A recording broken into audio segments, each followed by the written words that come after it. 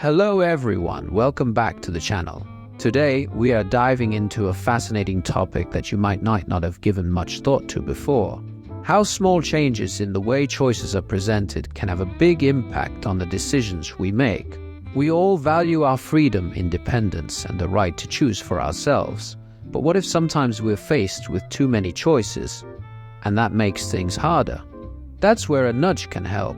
Stick around, because by the end of this video, you'll learn how subtle changes, designed by something called a choice architect, could be making it easier for you to make healthier, better decisions without ever feeling forced. A nudge in the right direction, freedom, independence, choice.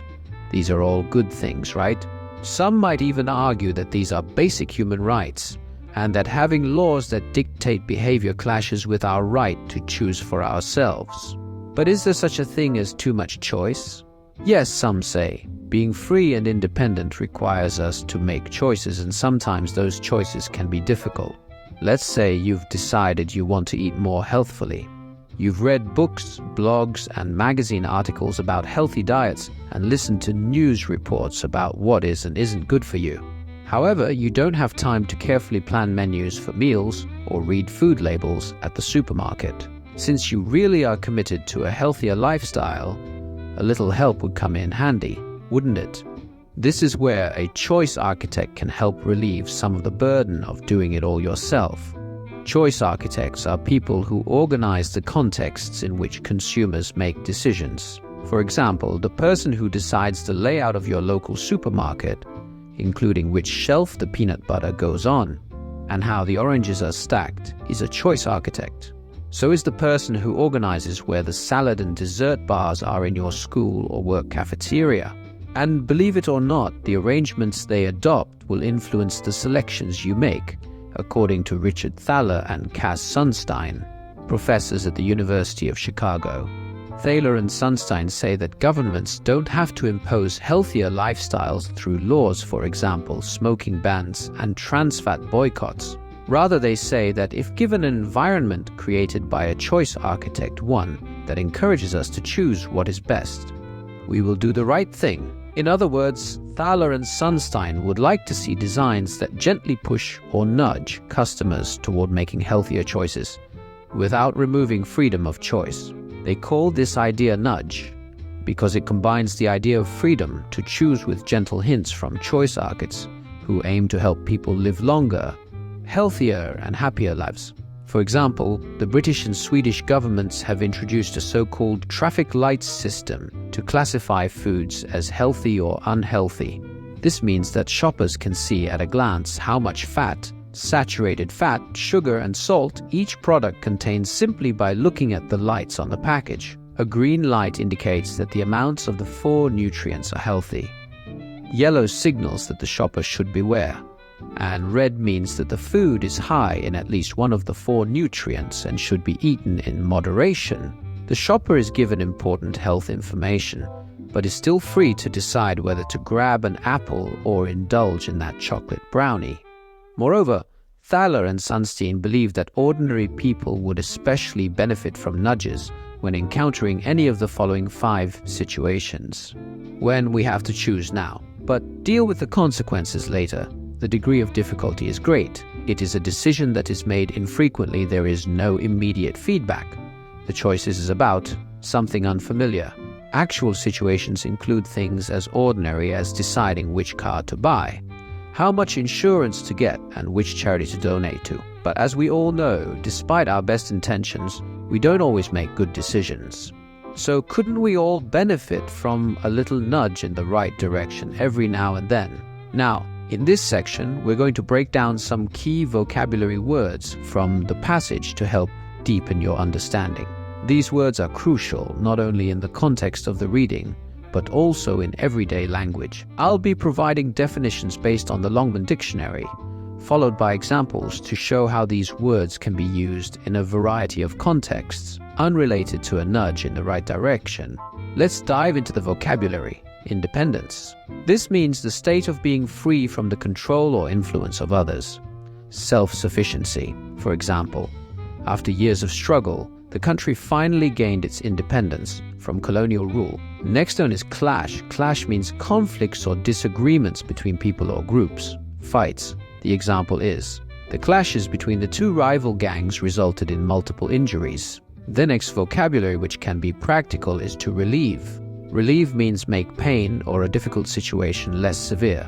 For example, the new medication helped relieve her headache within minutes. Number 5 is to stack, means arranged in a neat pile or layer. For instance, the books were stacked on the table waiting to be shelved. Dessert, meaning a sweet course served at the end of a meal. Example, we had chocolate cake for dessert after dinner. But there is another word spelled desert, which is different in both pronunciation and meaning from dessert. Desert refers to a barren area of land, often sandy and dry with little or no vegetation. If I want to make an example, I can say, the Sahara is the largest hot desert in the world. Next vocabulary is ban, which means official prohibitions or restrictions on certain actions or items. Example, the city imposed bans on smoking in public places to improve air quality. So-called. Its definition is to indicate that a term is commonly used but may not be accurate or is questioned. For example, the so-called expert turned out to have no real qualifications in the field. Intention. It is used for plans or aims that one has in mind to do something. Let's see the example. Her intentions to start a new business were clear from her detailed proposal. And finally, every now and then. Every now and then means occasionally, sometimes, but not often. In a sentence, I like to go hiking every now and then to enjoy nature and get some exercise. In summary, in our modern world, we often face countless choices as consumers, from what to eat to which products to buy. While having the freedom to choose is important, too many options can clash with our ability to make good decisions. Choice architects play a vital role in this process by designing environments that gently guide us toward healthier choices. For example, in supermarkets, items are strategically placed on shelves to encourage us to grab healthier options at a glance. Additionally, some governments classify food using traffic light systems, allowing us to see at a glance which items are nutritious and which ones we should beware of. By doing so, they help us indulge in healthier diets without imposing strict rules. These gentle nudges can relieve the pressure of decision-making, especially when we encounter complex choices infrequently. For instance, when deciding how much to donate to charity or which insurance plan to choose, these small hints can be invaluable. They don't force us to make decisions, but instead offer guidance that encourages better choices. As we navigate our daily lives, adopting such nudges can significantly improve our well-being, allowing us to enjoy our freedom of choice while making healthier and more informed decisions. Now that I've covered the main ideas, let's test your understanding with a few questions and write in the comment below. When you answer, try to summarize the key points in your own words. And remember to give examples where you can. It really helps show that you've grasped the concepts. Ready, let's go. 1. What is a choice architect? 2. Describe Thaler and Sunstein's idea of nudge. 3. The passage suggests that people can benefit from help in making choices in 5 particular cases. List them. 4. The passage illustrates the idea of nudging people to better choices with the example of food labeling. Can you think of 2 other examples of nudging? 5. A recent trend is the growing number of internet comparison and advice sites. Have you ever used such a site? Did you find it helpful? 6. Do you think the government should require us to make healthier choices, for example, not drink alcohol or smoke? Or should this be totally left to individual choice? That's it for today's video. Let me know your thoughts in the comments below. And if you have any suggestions for future videos, I'd love to hear them. Make sure to subscribe and turn on notifications so you don't miss out. Until next time, see ya.